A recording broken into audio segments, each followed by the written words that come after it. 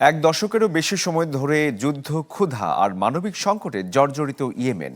বিশ্ব যখন দেশটিকে দেখছে ধ্বংসস্তূপের প্রতিচ্ছবি হিসেবে, তখন সংঘাত ভুলে উৎসবে মেতেছে ইয়েমেনবাসী।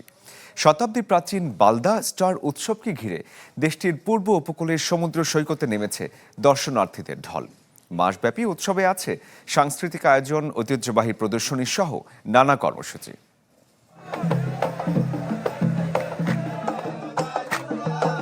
নেই গোলাবারুদের শব্দ, ইয়েমেনের বাতাসে এখন আনন্দের ঘ্রাণ, উল্লাসের গান।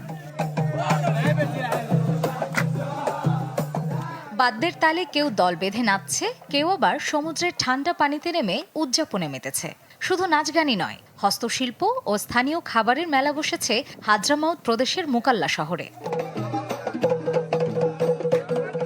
ইয়েমেনের অন্যতম প্রাচীন ও জনপ্রিয় উপকূলীয় লোকজ উৎসব আল বালদা প্রতি বছর জুলাইয়ের মাঝামাঝি থেকে আগস্টের শেষ পর্যন্ত পালিত হয় এই উৎসব।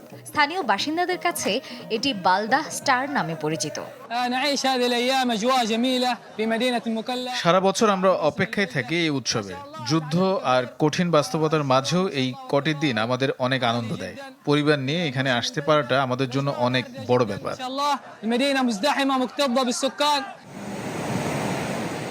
এবার উৎসব শুধু আনন্দই বয়ে আনেনি, প্রাণ ফিরিয়েছে স্থানীয় অর্থনীতিতেও। পর্যটকদের ভিড় লেগে আছে হোটেল, রেস্তোরাঁ, বাজার আর ছোট ছোট ব্যবসা প্রতিষ্ঠানগুলোতে।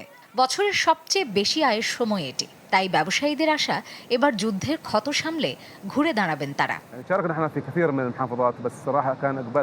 উৎসব শুরু হলেই আমাদের ব্যবসা বেড়ে যায়। পর্যটক বাড়লে হোটেল, রেস্তোরাঁ, দোকান সবখানেই কাজের সুযোগ তৈরি হয়। এবার অপেক্ষায় আছি যুদ্ধের ক্ষতি পুষিয়ে নিতে পারি কিনা।